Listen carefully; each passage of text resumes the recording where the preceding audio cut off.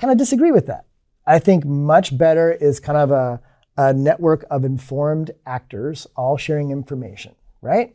Do you have risk? Yes. Do you have a risk assessment? Yes. Do you have an idea of what's dangerous or not? You do as well. And so let's share information, kind of like dolphins saying, hey, the fish are coming, to talk about dangerous actions or identities that aren't trusted anymore, or people aren't using trusted devices or whatever else, and saying, whoever's listening, we're broadcasting this information out so that you, another component in my client's infrastructure, can take the appropriate informed action. Now, just like the dolphins and the fisher people, the dolphins give the signal, the fisher people don't have to throw their nets. They have complete volition. They have complete control, right? They can just sit there and do nothing if they want. Shared signals is a way of sharing information about identity context that gives that freedom to the receiver of the information.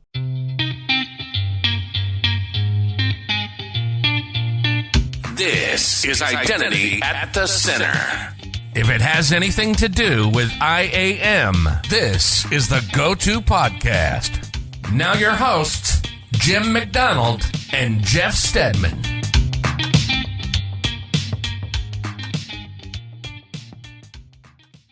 Welcome to the Identity at the Center podcast. I'm Jeff, and that's Jim. Hey, Jim. Hey, Jeff. How are you? Not so bad. Yourself? I'm doing good, man. I've got all my beverages lined up. I've got coffee, Pepsi, water. I'm all set. You got a primary, a secondary, and a tertiary beverage. Yes, in terms of caffeine order. Okay. I know this is a crinkly water bottle, but it's going to drive me crazy when you try to open that later. Oh, yeah. Mm-hmm. Oh, yeah. You see, Jeff, I do things to drive you crazy. Yes. I think all of the listeners and viewers know that by now. Yeah. I think it's an accurate statement. Yeah. So, Ian, for those of you who are watching on YouTube, you'll see I'm wearing my white jacket with black lapel, so it's like a white tuxedo jacket. And Ian Singh made a comment on one of the pictures of us from the Authenticate conference that said, I've never seen Jim and Jeff wearing the same jacket. Mm-hmm. And that's because I'm kind of known for wearing silly jackets. Yeah. It's actually not silly, it's just a nice jacket, but you know, it's kind of like within the spectrum, it's off the spectrum in terms of, you know, bold style. It is definitely a bold style choice, whereas I am more of a traditional, you know, blue sport coat. I love the blue polo. This is my jam, so I'm happy when I don't have to wear a jacket or anything like that. You like to do it. Me, no, I'd rather be cool. Temperature-wise. I'm not going to give you that opening to get at I'd rather be cool. So we're here at SailPoint Navigate 2024 in Orlando, which you know is my favorite place in the world. Yeah, exactly. When it's 70 degrees, you're hot. Yeah, it was last night. It was 70 degrees, and it was like, I think 146% humidity.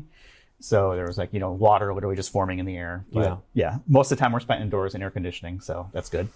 Yeah, and the thing is, like, the allergy, you know, people don't tune into the podcast to hear about the allergy forecast in Orlando, so we can probably cut right to the good stuff. I will say that one of the requests I got from a person named Rainer was a Navigate discount code. By the time this airs, it's going to be too late for this information to be valuable. But what I will commit to is that I'm going to keep that in mind, thinking about international conferences and getting discount codes. Because I think that's one of the reasons people listen to the podcast, right? Is that we're able to get these special discount codes, put them all in one place. And what we always commit to is that we won't publish a discount code unless it's the best one that's out there. Mm-hmm. Yeah, we don't want to be in competition with better codes. That's a losing argument for us. So I do keep them on our website. So if you go to our website, idacpodcast.com, you scroll down a little bit, you'll see whatever the current discount codes are. So I have them there. Identity Week actually gave us discount codes for all around the world. So when they had their Europe, the America, and the Asia conference, that same code worked for all that. But yeah, we will keep that in mind and try to get as many as we can. It doesn't cost anything for us. Doesn't cost anything for, you know, the person who uses it. And if somebody wants to partner with us to promote their conference or whatever and shoot us a discount code. You know, it does cost money, was us getting here. It does. It does cost money to get here. So thanks to SailPoint and thanks to RSM for bringing us out here and sponsoring this. So we're upping our video game slightly. We've got a RSM logo on that one. When we get to our guests, you'll see an RSM thing logo for that. So that is our day job that Jim and I do. And we are actually sponsors here at Navigate. So full disclosure, right? We're part of that SailPoint ecosystem when it comes to integration and things like that. So yes, thank you to SailPoint and RSM. And then before we get to our guest, we're going to talk about Gartner. Yeah, so the Gartner IAM Summit is coming up. It's December, 6th through 9th? I don't know. Sure. I don't want to start like a disinformation campaign and someone shows up in the Grapevine, Texas area and there's no conference. So check the dates. It's in early December and we have a discount code, IDAC 375. Guess how much that saves you? I'm going to guess $375. That's a good guess. I know. I'm just a savant when it comes to those numbers. So we will have a link to the registration in the show notes. And let's get on to today's main topic and our awesome guest who I've been dying to get on this podcast for a long time. Yeah, I'm really surprised it's the first time we've had him on the show. We're going to talk about SSF. We're going to talk about CAEP. We're going to talk about RISC. We're going to talk about SCIM events and a whole bunch of other IAM acronyms. Let me welcome to the show for the first time, Mr. Mike Kiser. He's the Director of Strategy and Standards at SailPoint. Welcome to Identity at the Center. Thanks for having me, guys. Pleasure to be here. This has been a long time coming. We actually spent a lot of time last week for the Authenticate conference, and that was great. I want to talk about that. And then you're going to speak here tomorrow in real time. So today for us is Tuesday, October 22nd, but you're actually speaking tomorrow. And this episode's not going to come out till middle of November-ish, just the way things kind of work out. But I want to get into that. But tradition, first time you're on the show, we always like to find out our identity backstories. How did you get into the world of identity? Is it something that you chose or did it choose you? Good question. I think like most people, it kind of chose me, right? I started out in my early days, back in ancient history, looking to be a physicist, astrophysicist, astronaut, politician. There's a whole thing there. A real Renaissance man. Well, or drunk for a thirst for power or something, right? Eventually, though, I did some stuff in those arenas, not the politics stuff, but the physics and astrophysics. But eventually wound up graduating from the glorious University of Texas, Jim, with a computer science degree. And then looked around for kind of hard problems. And one of those was security. And so kind of thinking about how to make sure people had the right access, but more from a authorization, authentication perspective, and then kind of did different things with IBM for about 16 years and wound up at SailPoint. So it wound up combining multiple streams of what I've done over the years, the technology side, but also the culture impact to what is called normal people side. I love things that combine different areas and different angles on the same problem because it just helps people understand it and grasp it. And I like questions that have no real straight up solid answers. So I think you have the job where a lot of people are like, I want to do that. I want to spend all my time working on standards and getting on stage and speaking at conferences. Like, how does somebody become Mike Kiser? How does somebody work their way into a role like that? First off, that's a terrible idea to become Mike Kiser. I think that you always see the surface level of everything. So I think while speaking and writing is very visible, unless you're doing something of substance on the back end, it's kind of all for naught, right? I grew up with a father who was in public relations, and so I grew up speaking and writing, and then I also had the technical side. But I've always tried to find things that kind of combine those, right? Putting things in ways that people can understand and grasp and use and talk about the next dinner party and not bore the entire room, right? That's all kinds of things. So having substance, working on something, either standards or developing products or educating people, whatever it is, and then doing the other things on top of it is possibly the way to go. I've got to figure that there's a lot of like doing the extracurricular, right? Because I'm trying to get for somebody who's trying to figure out the path to become in the position or the type of position that you're in. This is my belief, is that it's working a lot of overtime, not overtime like for a job, but volunteering to be part of these groups, the Kantara Initiative, things like that. And getting in the know, but meeting people, networking, things like that. Yeah, and there's a place for everybody, I would say. I think it's one of the things that ID Pro does really well, is it gives that community where you can come in and say, how does this work? Where is my place? Your place might be standards, or it might be doing technical stuff, it might be architecture or consulting or implementation, it might be education, writing. The danger is saying, oh, I want to be like that person, so I have to be exactly like that person. That's not really true. If you look at most of the people in our industry who people know, most of them didn't start out going into identity. They kind of took a random path. I think that random path, kind of like you're implying, Jim, pays off, right? If you're interested, if you're curious about lots of different things, then I think that pays off in the longer term, right? Because now you're a more well-rounded person.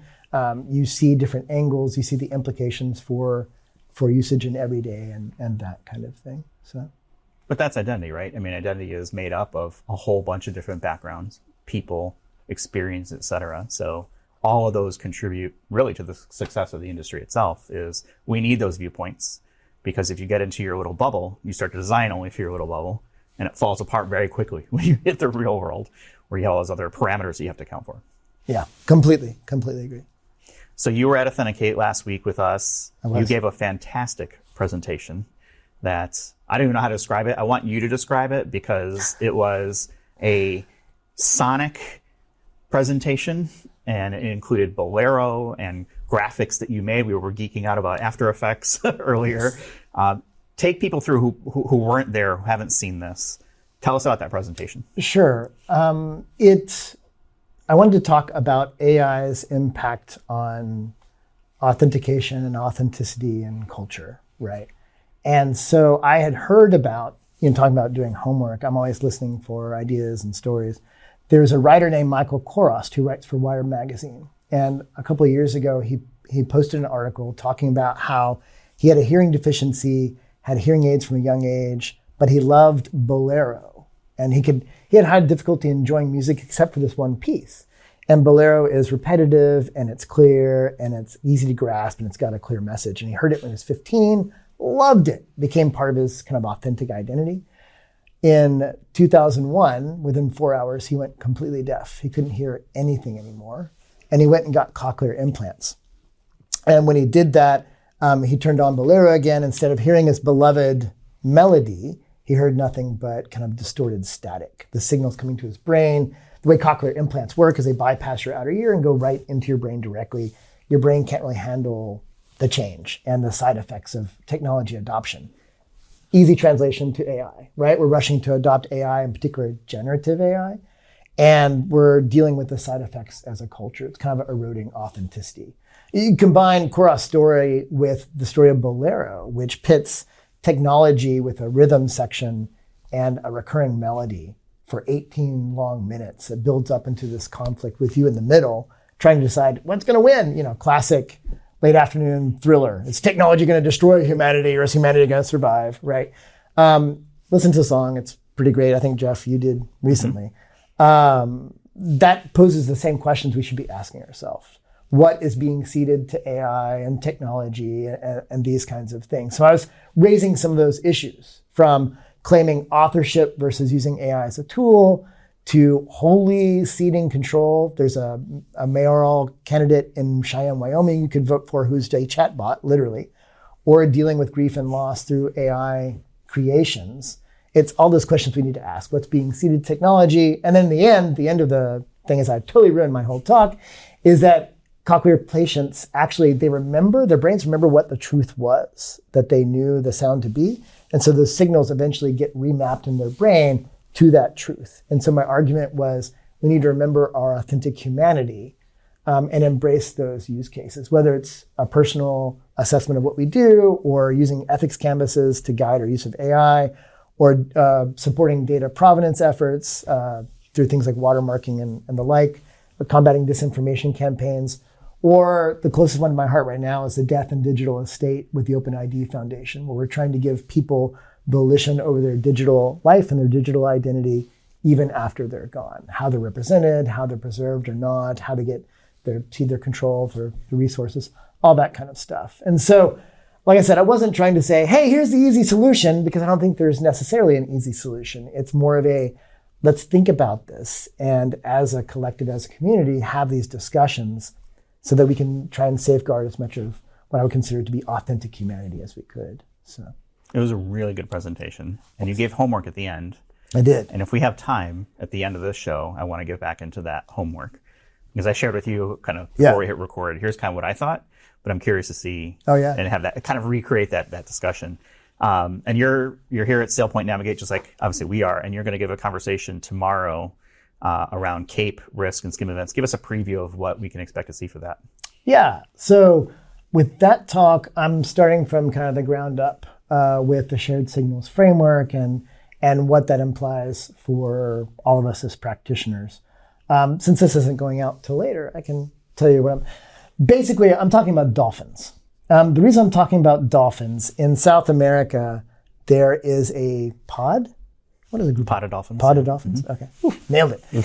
Pod of dolphins that cooperates with fisher people on the coast, to the point where the dolphins swim up, people with nets are waiting on the shore, the dolphin gives a signal, the fishermen cast their net, the dolphins drive the school of fish in, the nets descend, they catch fish. As they do, dolphins come in and take a couple fish and everybody's happy.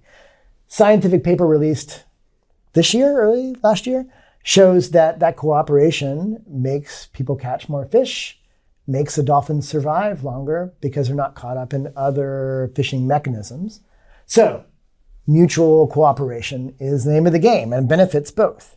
Combine that with the idea that the dolphins are giving a signal saying, hey, you need to know the fish are coming, and they take action on that, is a great stand-in for shared signals. Because the whole idea is to say for far too long, we've been isolated in our knowledge base. Vendors tend to say, we have all the information you need, just buy from us or our suite of products and we'll solve every problem you have. I kind of disagree with that. I think much better is kind of a network of informed actors all sharing information, right? Do you have risk? Yes. Do you have a risk assessment? Yes. Do you have an idea of what's dangerous or not? You do as well. And so let's share information, kind of like dolphins saying, hey, the fish are coming, to talk about dangerous actions or identities that aren't trusted anymore, or people aren't using trusted devices or whatever else, and saying, whoever's listening, we're broadcasting this information out so that you, another component in my client's infrastructure, can take the appropriate informed action. Now, just like the dolphins and the fisher people, the dolphins give the signal, the fisher people don't have to throw their nets. They have complete volition. They have complete control, right? They can just sit there and do nothing if they want. Shared signals is a way of sharing information about identity context that gives that freedom to the receiver of the information. It's not prescriptive, it's descriptive. This is going on, heads up, you choose what you want to do, right? And I think that's important and important to the success of the standard. But a tool originally talked about CAEP at an internet identity workshop. I was there, it was really great. And he kind of launched this discussion. But as it's grown, I think those kinds of keys help with the ever-present struggle within standards of incentives, right? What's the incentive for a vendor to support it or someone to adopt the standard? It has to be mutually beneficial. And so I think that's really helpful, if that makes sense. So I love the analogy because that brings it to a level that I think everybody can understand, like, okay, what are we aiming toward? What I want to talk about is the shared signals framework. So this framework, who are the actors in the framework? Who's providing the information? Is that applications? Is it infrastructure? Give us some examples. Who's receiving it? What are they doing with that information? And then from a framework standpoint, is this going to be like an industry standard is that how you see it playing out? Yeah, I think it's important to sense that a lot of times people conflate some of these terms. They combine them and think they mean the same thing. You'll hear shared signals framework. You'll hear CAEP, which is continuous access evaluation protocol. You'll hear RISC, which I don't remember what the actual expansion of that acronym is. RISC and incident sharing and collaboration. There's a lot of ands in that one. Right. And so you'll kind of hear those together, especially CAEP and shared signals. So first thing I want to say is that shared signals is the transport layer, kind of pub sub, sender, transmitter, receiver kind of vibe. CAEP is the one that focuses on some of the session-based use cases, which is great because that's where, as you're implying, people say, okay, why do I need this? What are some use cases that benefit me? Some examples. Say there is a single sign-on provider that knows that an identity has traveled impossibly or done something else, that they're going to take action now. And they revoke all of that identity sessions within their vision of the world. They send out a session revoked event, say, to an IGA vendor. Now, we get that event and we decide what to do based off of that, right? We can say, well, we could just say this is a high-risk user, take a stereotypical case, CFO or something, and we're just going to suspend all of his identities throughout the enterprise because we want to start a certification or do some other sanity checks. Or we can wait until we get multiple of those, right? And then we can kick off a workflow and start a certification or suspend. Or it really depends on each side. The event can be shared, and then the actions on each side are best practice for that sphere of influence. So I think traditionally, your SSO vendors, anyone with a authorization OAuth token or single sign-on RM play, but also additional people that know about the network or about the device. They're all kind of in play as a transmitter or a receiver. Now, depending on... Either one, right? Right, and you can be both. And I think most likely, in my ideal world, everyone's going to be a bit of both. In other words, like from an IGA perspective, just because that's, as I touch my mic, because that's my world, right? If I want information about devices. Are you now on an untrusted device? Maybe I change your access from an IGA perspective. Maybe I lock you out from particular applications because you need to be on a trusted device for that. And the other way around too. If I suspend an identity, what happens? Well, I use my connectivity layer to go out and suspend accounts throughout. But even if I do that immediately, and that takes effect immediately, a lot of those identities have OAuth tokens or some kind of session token with a time to live. And until that expires, Jeff can happily be Jeff, even though he's no longer trusted by the enterprise, right? And so it's those kinds of use cases where people are like, oh, we don't already have that today? And like you do in places with specific API, endpoints and that kind of thing. And there are other movements as well, but there's a lot of motion to make these all work together. So, and it's not just the extreme use cases either. You can change levels of access. If something changes in an attribute about a user changes, you can send out an event saying, hey, you probably want to reevaluate all the tokens for this user because their access has changed. And so moving to a continuous or event-based, depending on who you're talking to, right? Their particular flavor of it, it's a continuous process of evaluation. Every time I access something, in an ideal world, I want the latest information, the latest attributes, the latest version of the policy, all of that to be evaluated. And that's kind of what this does. So it's the idea then to have essentially, instead of a vendor specific, this is what we do for security. And I think we're familiar with things like, the impossible travel, conditional access, right? Any authentication provider typically will have that sort of thing. Is let's open this up to really the identity ecosystem or security ecosystem and say, hey, we've collected this data, we have this thing, and we're both a sender and a receiver of this information. So that leads me to believe that there is something that is sort of outside of a specific technology stack to collect all this information. Well, it's a standard. Mm-hmm. So if you were going to do this without shared signals, I would have to call up every vendor I wanted to integrate with. I'd have to say, what are your APIs? What are my APIs? My legal department would have to get involved. We all have to, it's a long road. And then anytime your API changed or my API changed, now we have to do it all over again. Regression testing, et cetera, et cetera. Using a standard to share this information means I can hook in really easily without that overhead, mm-hmm. right? And so I don't think there's necessarily a centralized repository for this information. It's more like, hey, I know this, you might want to know. And the receiver signs up to say, hey, these are optionally the users I'm interested in or the groups of users I'm interested in, and here are the event types I'm interested in. And so you subscribe. You basically set up a pipeline, we call it a stream, basically, saying, I want all these types of events for this class of users, or just all these events, period. And then they either get pushed or pulled across the pipe. See, I think it opens up an opportunity for another part of the market. And we're kind of infringing here now in the SIM space, right? Or other sort of event and logging and monitoring type tools where, it is historically been, well, let me send you my Windows logs or applications logs, right, and it goes to the central spot. Now we've got a standard and say, okay, this is how technologies can interact, very similar to like SAML, right? And this is how we want to authenticate. Now we've got something to provide data around events that are taking place in a standardized way to say, if I wanted to, I could build a product that is a SSF type product, or maybe I'm a Splunk or some other, SIM, that's the one I can think of at the moment right now. Sure. Where I say, okay, we want to be able to, pull those into our system because it's great to have it in one spot, but I think the true power here is, what if we could leverage our IGA platform and our IDP and our privilege access and maybe even a non-security platform like a Workday maybe, where our people data is. Let's pull that all together and have sort of like this overarching ecosystem to say, here's Mike. Right. Mike is in Orlando. We know that. Here's what IGA is going to do. You guys do your own thing. But by the way, if we know this about Mike, let's put this somewhere where people can, receive that data and do other things with that.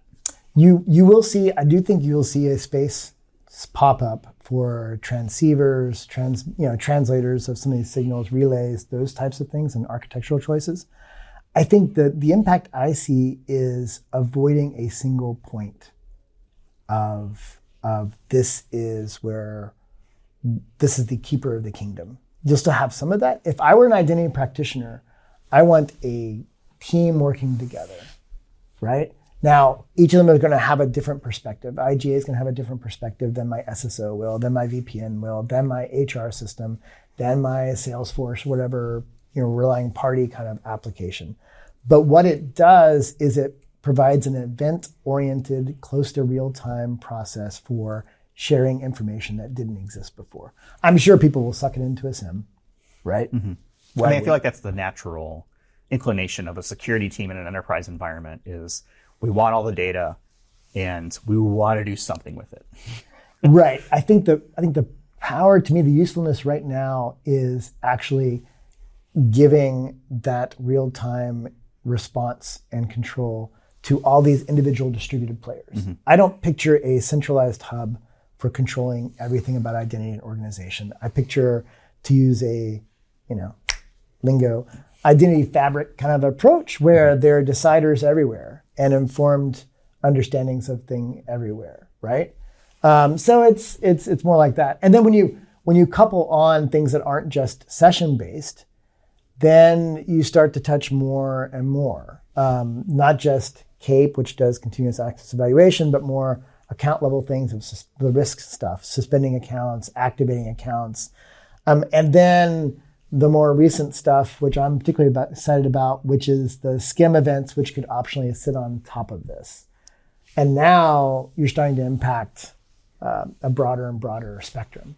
Yeah, so I want to back up to something you said earlier. Sure. This is about developing a standard, and I heard Heather Flanagan say there's two approaches to developing a standard. One is you kind of got an ideal of how the technology should work.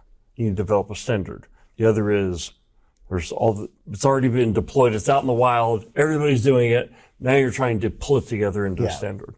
I think this is like the latter, right? This is trying to build a picture of what it should work like. Or is it the other way? It's a good question, up for debate. I think it's the first way, actually. Only because people were kind of doing this a little bit, but they were one-off integrations. So maybe that's an argument for the second way. But I think this was such a different way of saying, why don't we just straight up share this data and not hold on to it really tightly and say, we're the only option here. So in that sense, I feel like there was a lot of idealism in the original assessment, but the use case was so strong that your session needs to change in close to real time and share information about that it was powerful enough to pull people in. I think it gets to the question though is are these logs, are these identity bits of data that we're collecting, is that secret sauce for a vendor, for example? Or is it something that, a vendor is willing to share with others? Obviously, you're not sharing code, but you're sharing, if you have an API connection or a standard to say, hey, this is what SailPoint is collecting, and here's what we're going to do with it. But we have an API or we've got a shared signals framework that you can tap into to say, if you want to do other things with it, with other things, be our guest. Right. And what you're hearing me too is that you're hearing me, the idealist, talking, because that's usually how I approach standards. It's not, how can we, it's always like, oh, what if we could do this? Wouldn't that be cool? And then I have to think about, well, how does this monetize itself, right? I think you're right. I think we're going to take this knowledge that we know, and we are also trying to monetize internally as a vendor, if it's a vendor, and we're going to make that known for other people to use. And I think that's the only way for us to use identity to protect things in real time. So that even kind of rules out a little bit of the SIM kind of stuff, because it's a little bit more after the fact. This is more right now, how can I share information for you so you can take a more informed choice? And if I know there's a danger, now everybody knows there's a danger. And that's got to be the way to go. Team sport would be my hot take. And I guess that's the key part here, is this is a real time. This is a quicker way to get that information, right? Because what we don't want to do is, where we've been for the last 20, 30 years is, hey, there's data sitting in our SIM. Yeah, we didn't do anything about it because the average breach takes like half a year to even discover, right? The name of the game is speed. So yes, I want my IGA platform to detect this thing, and I want it to move very quickly to mitigate risks that event might indicate. But the quicker that I can get it, not just in my IGA platform, but into other platforms, right? How do I control my IDP? Do I prompt for an extra MFA? Do I shut down access to a privileged access management vault, right? There's all kinds of stuff that can happen. And that orchestration really, I don't think, can happen unless there is this standard to communicate that these events are even taking place, right? Totally. And what you're also seeing in the industry is a slow move to event-based architectures. And this is a reflection of that as well, right? Are you going to use shared signals to do everything and every identity and every application? No, right? Because it's not worth it. Right now, it's not probably in your best interest because of speed and scale and other reasons to put event-based architectures everywhere. Some applications, some portions of them, yeah, I think it makes a lot of sense. And so while you're seeing vendors in the interop, right, I think you're going to see more and more relying parties and application owners and that kind of stuff adopt it as well, because like, oh, that information is available to me? Because if you think about it, say SCIM events where you're updating information about the account, about the attributes, about the identity, right? If you have that in place, well, now I've got a policy in my application that's only as good as the last update of that information, right? So it's like updating a policy information point saying, hey, attributes about Jim have changed. Everyone needs to know this so that when you go make the decision, you're making the right choice, right? And so that is really powerful because now we're into the authorization space, we're into the policy space, it's all of this working together, right? The stuff that's going on in OAuth, the stuff that's going on in shared signals, the stuff that's going on in SCIM, and in all these various working groups kind of combining to... So Jeff made the point about having one place. I want to go even further and say, why, because I think you were talking about within your enterprise, but why couldn't there be one place that everybody goes to get these signals, right? Or maybe there's a commercial landscape where a couple companies focus on this, and it's pulling signals from all the major IDPs, social networks, Microsoft, and building one picture of, these are the identities that look to be compromised, rather than it being kind of a competitive advantage. Why not all kind of row in the same direction? Because we're all trying to solve the same problem, which is don't get compromised, right? Right. And if everybody's contributing, everybody's pulling, it seems, maybe I'm being too idealistic. What do you think? Well, I think first off, this is a distributed approach, right? So we're not going to have necessarily one repo with all this stuff. It's live events being sent back and forth. So that kind of, to have one repository kind of defeats a little bit of the way the approach is done. Secondarily, not every vendor is going to buy in. Not every app is going to buy in, right? And so to that end, there are major vendors that are not doing shared signals right now. And they have their reasons and their incentives for doing so. The idealist in me is like, well, why don't we all do this and just set it up, right? And then as a practitioner, what am I doing? I'm looking at my environment and my business policy and saying, this is what I want to see. And then I'm setting up those relationships. The technology is secondary. The technology just enables me to do this and share information in near real time, right? But it's really the policy and what I want to give people access to, and updating that in near real time. That's the key for me as a practitioner. So just like single sign-on, right, is commoditized right now, right? The policies, I want access to these 5 things. SSO and SAML is just the technology that lying behind that, right? And so as a practitioner, I get to decide, I want these people groups, these identities and these events, and I want this to happen and that to happen. When I talk to people, like, well, what's going to happen when I do this? And I say, well, each end is going to make their own choices. Each application, each vendor, whoever it is going to say, this is the default action. We see something happen, we're going to suspend you and we're going to send out these events. And then the other side takes it in and has probably a default approach. But again, if I'm an identity owner, I want control over what that actually looks like, right? Just because you sell me a product that sends these massive alerts anytime anyone goes out and gets a taco, maybe I don't want, just so you have to go get a taco, I don't want to shut down your whole thing. So now I want we're talking events that I can get behind. I want to know where there's tacos, so let me know. Please, how do I subscribe to that event? Taco as an event, right? Event taco as a service. How about that? Yeah, there we go.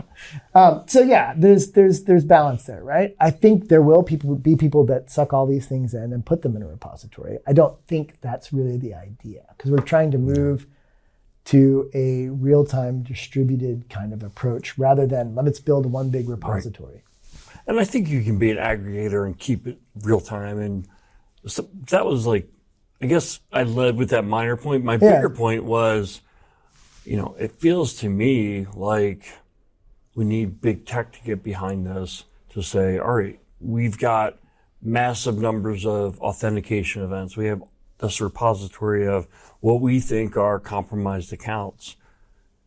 But I think some of that is secret sauce for those vendors. That's a service that people pay for. That's what I hate. And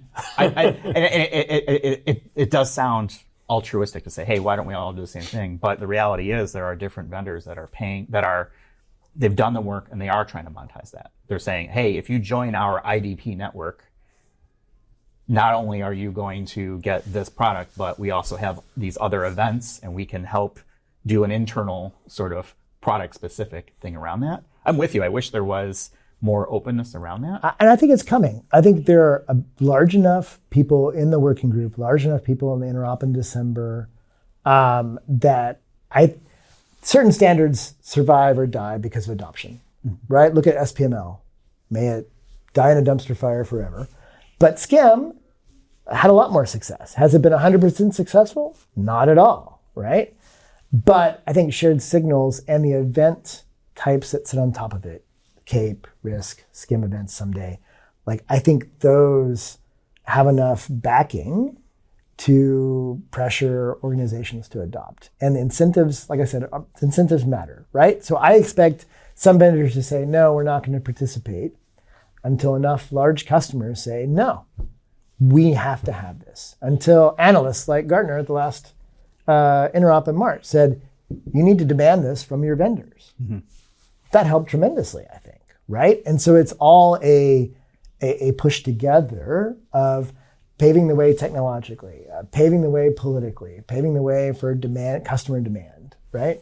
Yeah. So, and you can still keep your secret sauce. Because just because I tell you an account is compromised, it's not like I'm saying, and here's all the intel I have and all the data. No, you get this event saying, I have taken this action. You might want to do something about it. And optional additional reasons or something. But you're not getting my internals. I've taken this action, you do you.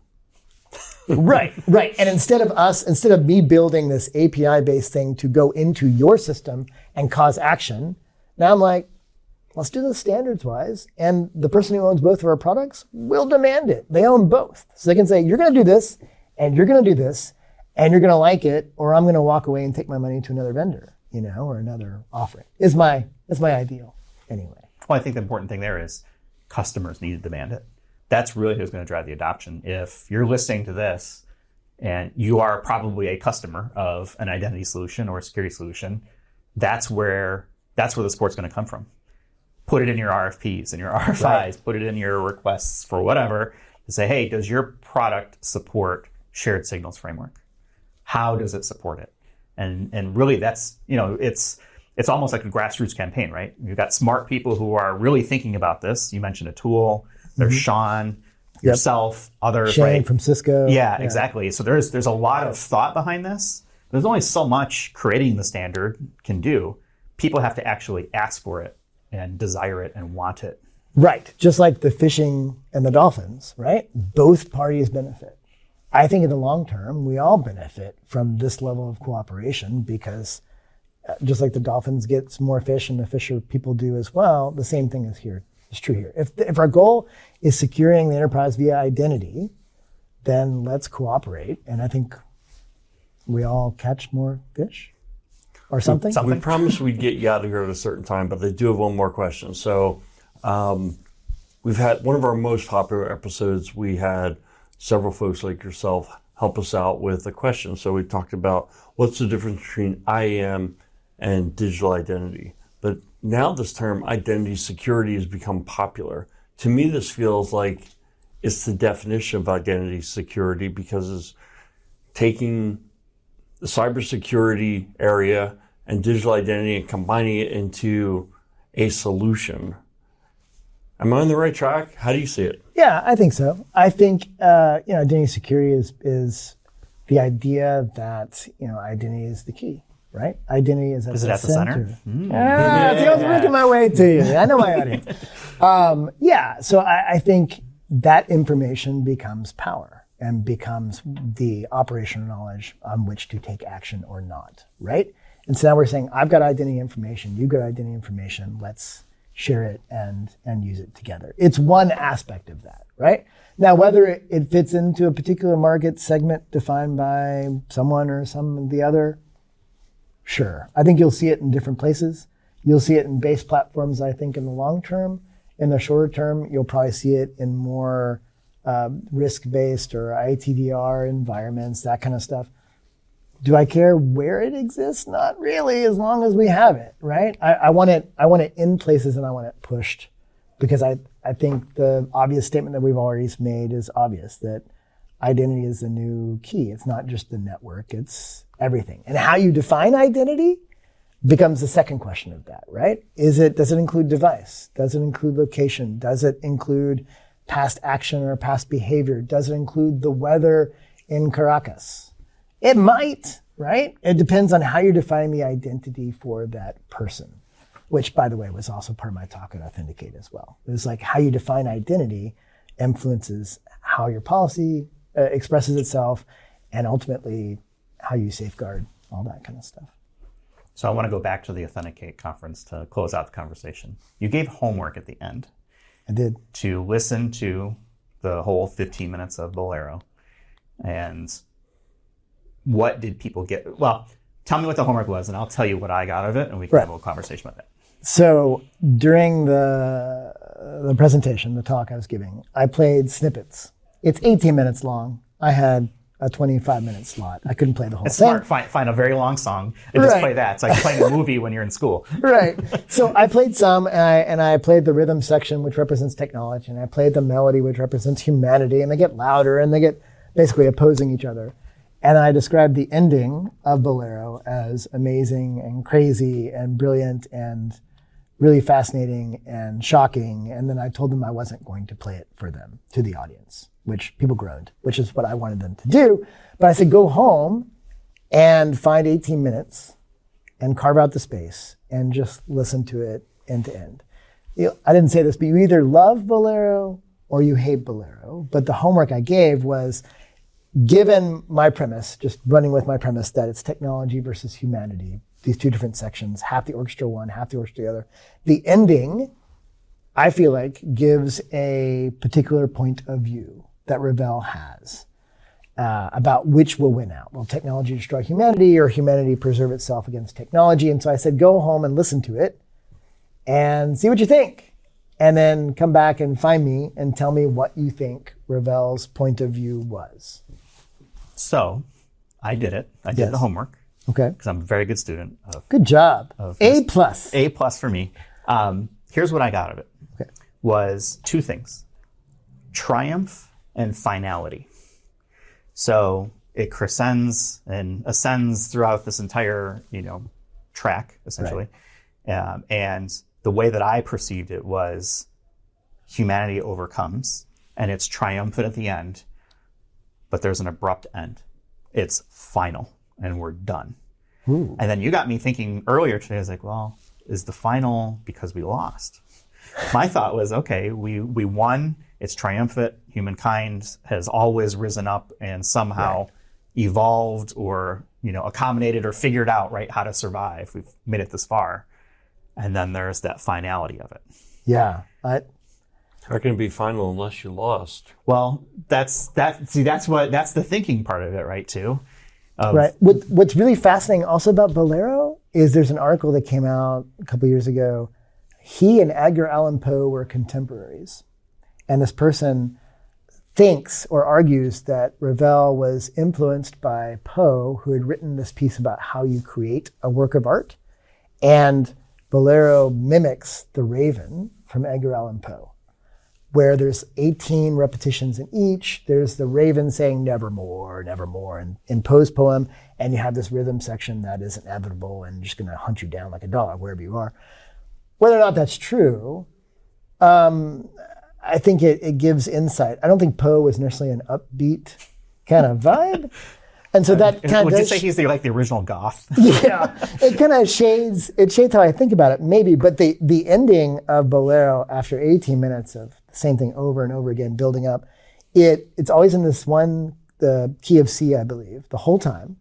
Right near the end, it changes to a different key, which you're like, oh, finally some change in this piece that's been beating me down.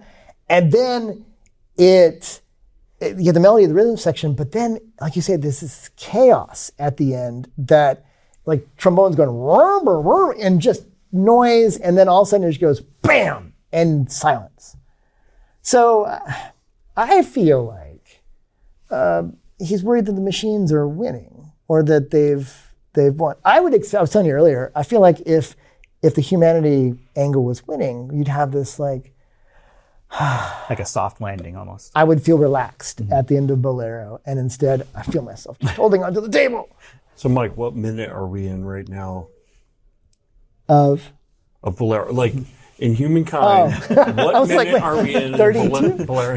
Yeah. We are somewhere in the rising crescendo part of it. Okay. I think we're hearing more and more reverberations, right? I think culturally we're only beginning, and technology always outstrips culture and our ethics. And I think that while AI and Gen AI is neither good nor bad inherently, it's just technology. It's how people use that influences things, right? And I do think, as I said last week, that our authenticity is suffering. It's not irretrievably lost. We will change as a result of this adoption of technology. Is that more of who we already were, or is that because of the technology? I think it's more revealing just of who we already were, and technology is just accelerating or adding to it. But we're getting into deeper waters. I would say deep thoughts. I feel like this is just the cycle of humanity. Right now it's AI. Yeah. Before it was electricity. It was running water. It was cars. It was horses. It was spears. That dang indoor plumbing, I don't trust it. Right. Exactly. Well, as someone who lives in Asheville area, indoor plumbing is very important, and I'm happy to have mine back. So, congratulations. All right, let's end on a high note here. Thank you so much for taking the time with us. It was a fantastic conversation, both this, but also, again, just really well done at the Authenticate Conference. I hope actually you'll do it again so more people can experience it at some point. Is it on YouTube? Not yet. I think it will end up probably in the Authenticate library of some sort. Yeah, it's still, I think, for attendees for a while. Yeah. But if anyone wants to hear it again, I'm open to do it again. So. There we go. All right, so we'll wrap it up there for this week. You can find us on the web, idacpodcast.com. We're on YouTube, idacpodcast.tv. Got to make sure I get that out for Jim. I'm just here making sure that don't forget YouTube. Got our checklist. Connect with us on LinkedIn. We'll have a link in our show notes for people to connect with Mike and to learn more about SailPoint if you're not familiar with SailPoint as well. And don't forget to like, subscribe, do all those fun social media things to help us continue to grow the show and get great guests like Mike. So thanks for joining us. Yeah. And thanks everyone for watching and or listening. And we'll talk with you all in the next one. You've been listening to Identity at the Center. We hope you've enjoyed the show. Make sure to like, rate, and review. And we'll be back soon. But in the meantime, hit the website at identityatthecenter.com. See you next time on Identity at the Center.